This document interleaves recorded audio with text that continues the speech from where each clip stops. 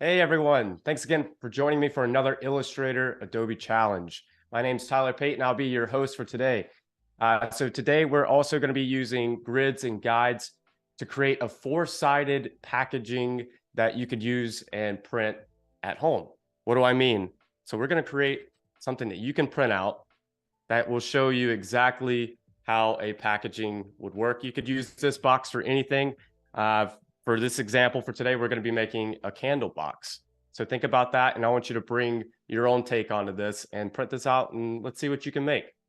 Perfect. And then also this week, we're also going to promote the share for review feature in Adobe Illustrator. So I want you to go ahead and click on that following link down below to give me some notes on my design. And we're going to review that on Friday's stream. So make sure you're able to check that out.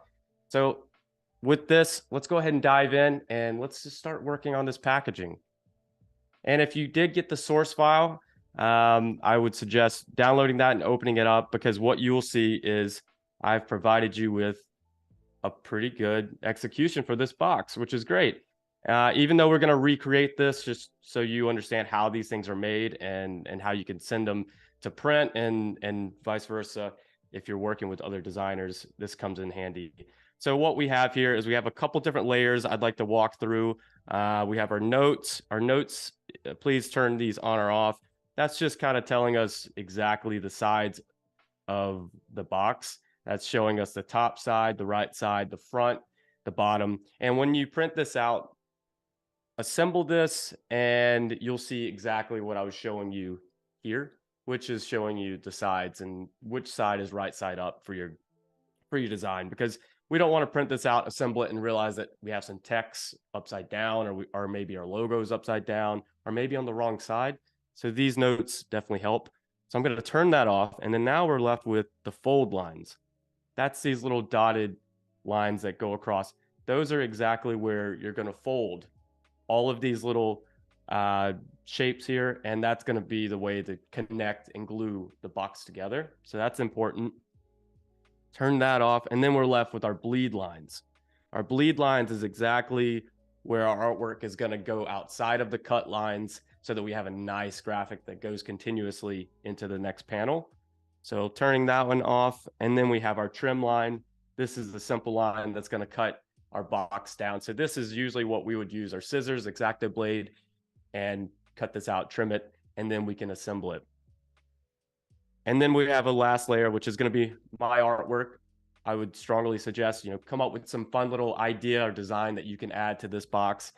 So put your artwork on that layer. That's going to be very key there, because at the end of the day, we're going to turn off all of these guides, and then we're just going to print this. So this right here should give us enough to use when we're cutting and folding, so that we don't see the actual working lines that I've put on this layer. Perfect. So let's go ahead and dive into making one of these boxes. So first off, I'm going to start on my trim line layer here, and I'm going to use the shape tool. Let's go with the square here, the rectangle. To do, you know what, let's be a little more specific. We're going to click, and then we're going to, let's make this 3 by 3. Let's see how big that is. We'll scale it down because the artboard's a little smaller. We can center this as we have here, and then we're going to drag this up. But one thing that helps here is if we go ahead and snap to our smart guides. So turning our smart guides on will allow us to kind of snap it into place just like that, which is perfect.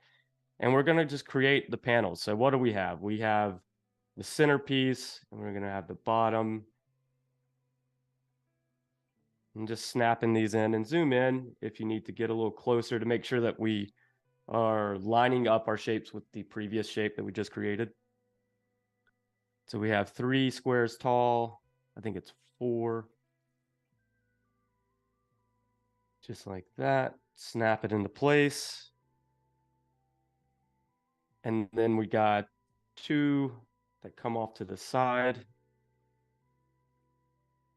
Do outline mode just to see exactly where our shapes are falling. Perfect.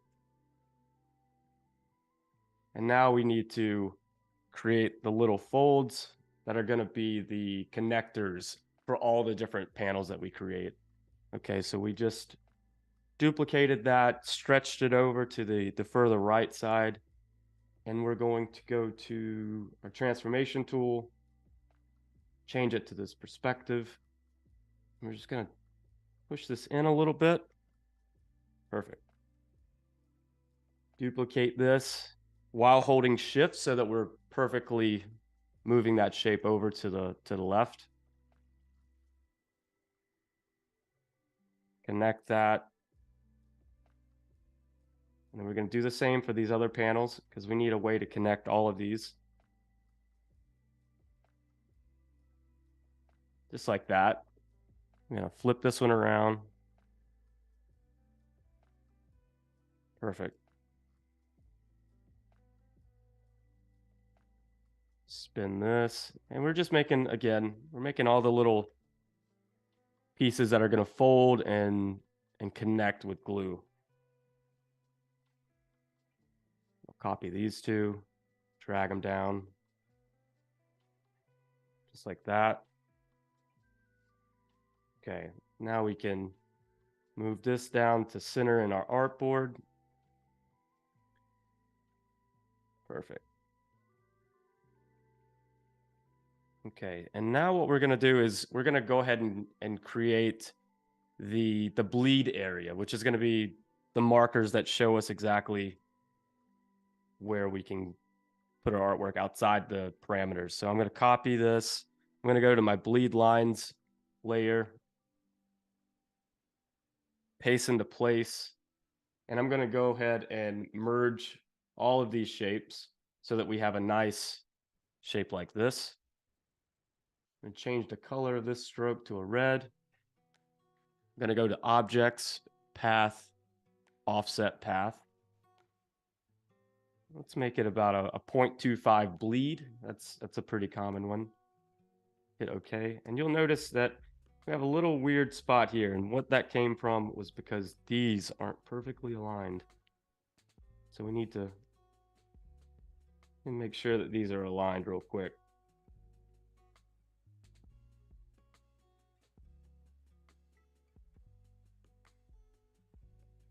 Perfect. And then we can simply delete these.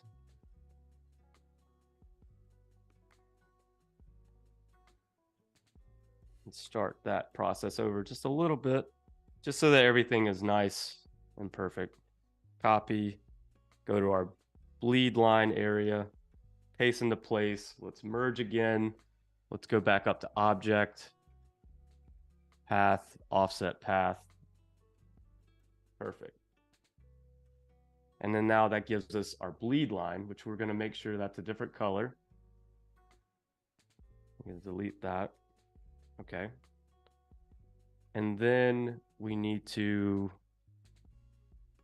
refer back to this original one that shows us the top side and the right side. And I made sure to type those out the correct way so that you should be able to read it correctly. Again, if you print it out, you'll see that the left side's there, the back side, right side, top. All of that's kind of spelled out so that we can easily know what way our graphics should be positioned. And then we also know that these lines are going to be our dotted line. So we're going to dash this like that. Delete. I'm just deleting and then replacing with the dashed line. These are things that you won't see once you hopefully print it out properly, but it helps us for the sake of producing it.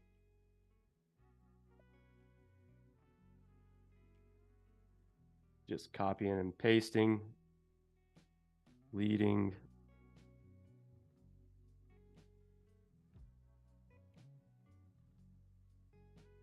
Just like that, nice and easy.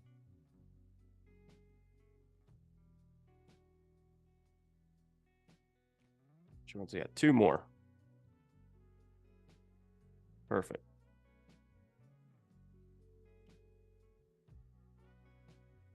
Just repeating the same step over and over.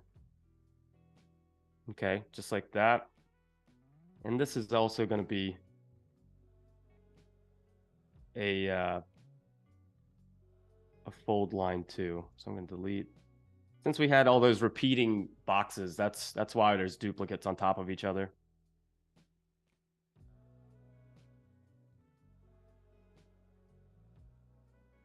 Perfect. All right. And got one more here.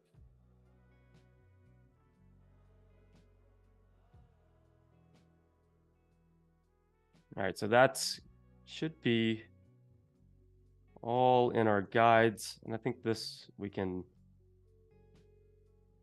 move these to our fold line layer. Just helps us with organization.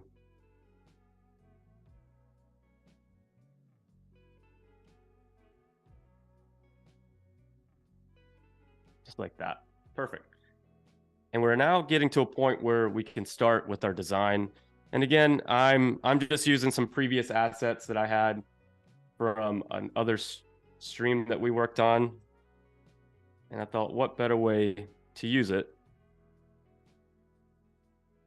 than on a packaging? So here's what we had. I'm going to delete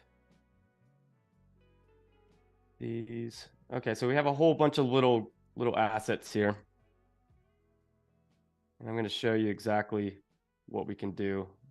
And I'm going to start these over so we can all work from the same place.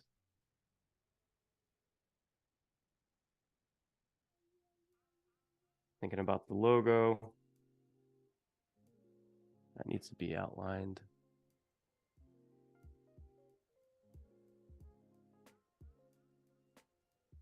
Perfect. Okay, so what we're going to do is realize that the bottom is going to be this area here. So we need to think about what we want to put on the bottom of our box. And I went ahead and I printed this out so that you know exactly my design based off of what we're working through.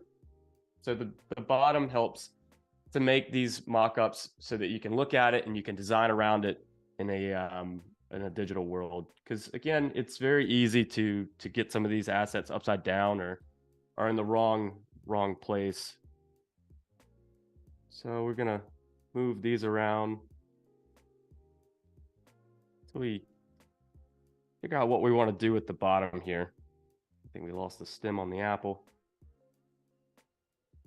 Let's put him back.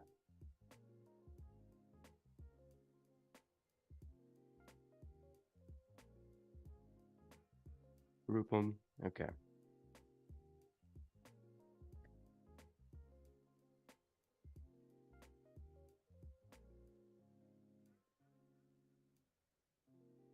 So I was thinking for the bottom, we could have all of these little characters kind of looking off, smiling. I want to fill that area because, again, I think the bottom's always a fun place to put some hidden treats. And it's going to be all these little food guys. I'm going to copy, paste that square. And I want to put that above our design, because here is where we're going to do a clipping mask. And that's Command 7. We'll do the clipping mask. Let's make sure that that's on the artwork layer. And then the thing that we could do to save some time already is we can select, let's see, I think it's our bleed lines, trim lines. Yes, let's select our trim lines so that we can put a solid feel on that. No, actually, I think it's let's do our bleed lines. Our bleed lines make more sense because we want our color to go over our design and off the edge. Copy, go to artwork, paste into place. Let's turn it to this blue, send the back. I'm going to go ahead and lock that shape. Command 2 will lock that into place because we don't need to touch that anymore. We want to make sure that stays put. And then let's start creating these sides. So our right side should have the artwork kind of facing, the bottom of the artwork should be facing down. So I want to create this with the apple here.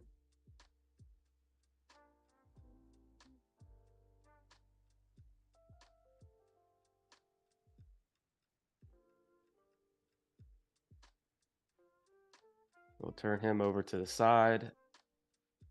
And again, we're just creating the box and what each of these panels graphically should be, enlarging some of these characters a bit, making something interesting on each side of this design is definitely important. And then we have a title here, which this would be the front of the box. So for the front, we want everything to be upside down so that when we fold that panel up, it's right side up. So that'll be a nice to see at the end of the project once we print it out. I've grouped these little characters together like so. And I was just making expanding on this whole identity of these characters of what if it was this fun little fruit candle to where each of these fragrances is one of these fruits. So we can pair those together on the front of the package. Can nest the type just behind them. Perfect. Enlarge it a little bit.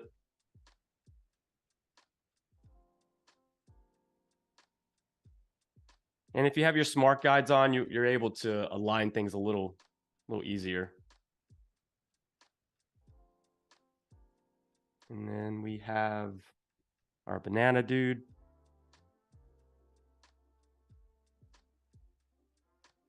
Put him on that panel, which that's the back side of the panel. And you know, something we could do is, what if there was some more additional facts of type? So what if we maybe put a panel of type here? Something like this, nice and easy.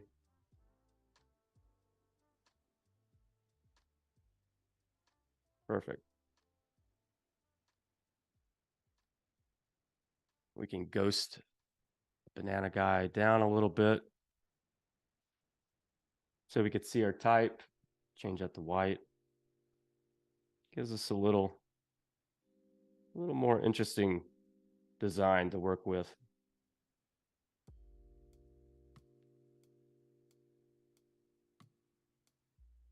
Perfect. I think there's other opportunities for type too that we could put on the front. I think we could potentially have something nice and small down here. Maybe that's some information about the sizing. Just given those opportunities. Same for the sides. We could also have some type over here.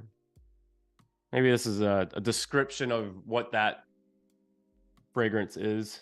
So apple, orange, banana.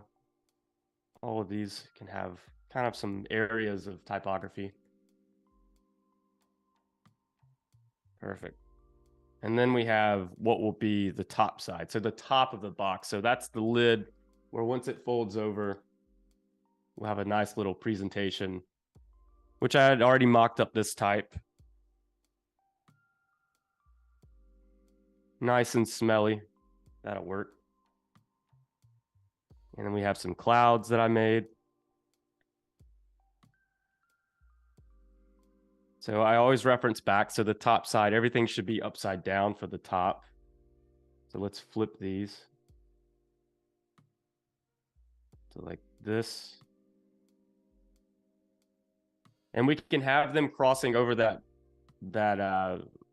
crop line because again, we want a full bleed. So the bleed needs to have these graphics cross over a little bit. Just like that. I'm going to add some clouds to these other panels just to give more of that brand identity. We had some fruit falling in the sky. That's kind of the idea here. Summer day. We'll bring these to the orange panel.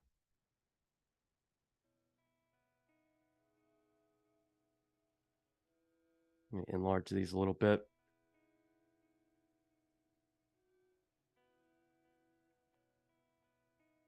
And we're going to cut along the pink line here, not the hashed line, but the solid pink line. That's our cut line. So everything again over that is going to be cut off.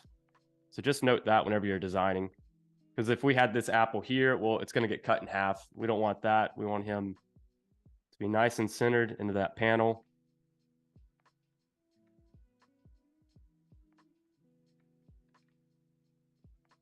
Add some clouds on the front of the box.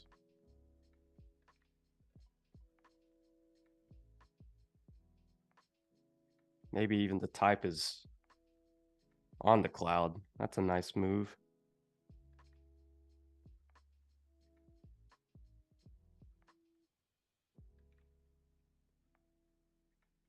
Perfect.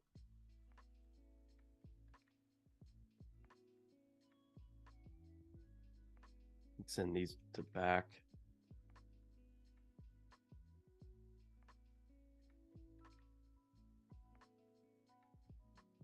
Okay. And let's also make sure all of our artwork is on the proper layers, because I'm noticing some of these are not on the right layer. So we want to make sure all of our artwork is on the same layer. So let's go ahead and select everything that we've been previously working on, and we're just going to drag those over to the appropriate artwork layer.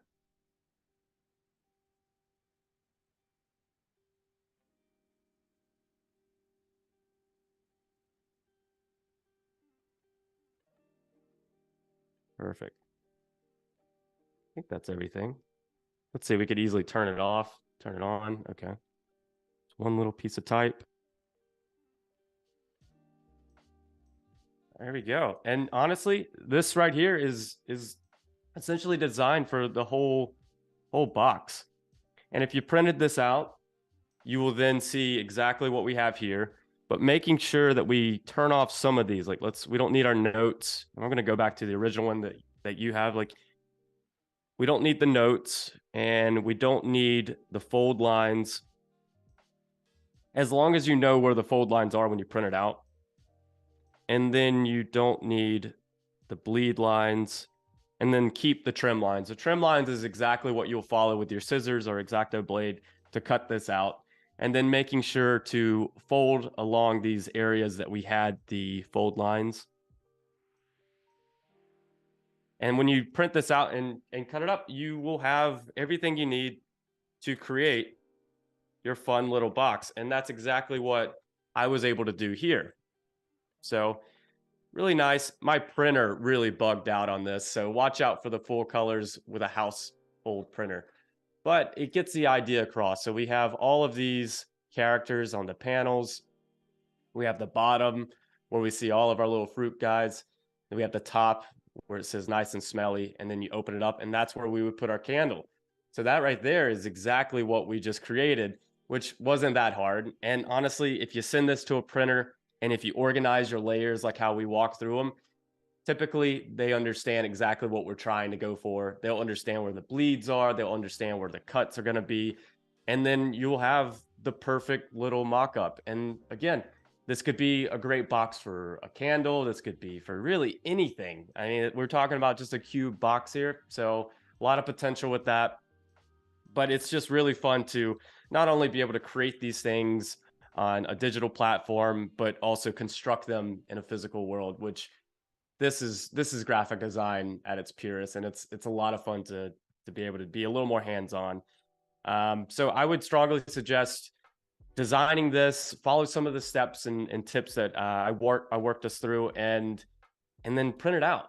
And if you have to print out the template itself before you put the graphics on, just so that you can see all these sides and you're able to tell what side's right side up, do it. It makes a huge difference. And it honestly, it saves you a lot of time and mistakes down the road. So thanks again for joining me. This has been a treat to create. So if you could share some of the things that you've created, love to see it. But that concludes today's challenge. My name's Tyler Pate. Thanks again for coming, and I'll see you again next time. See ya.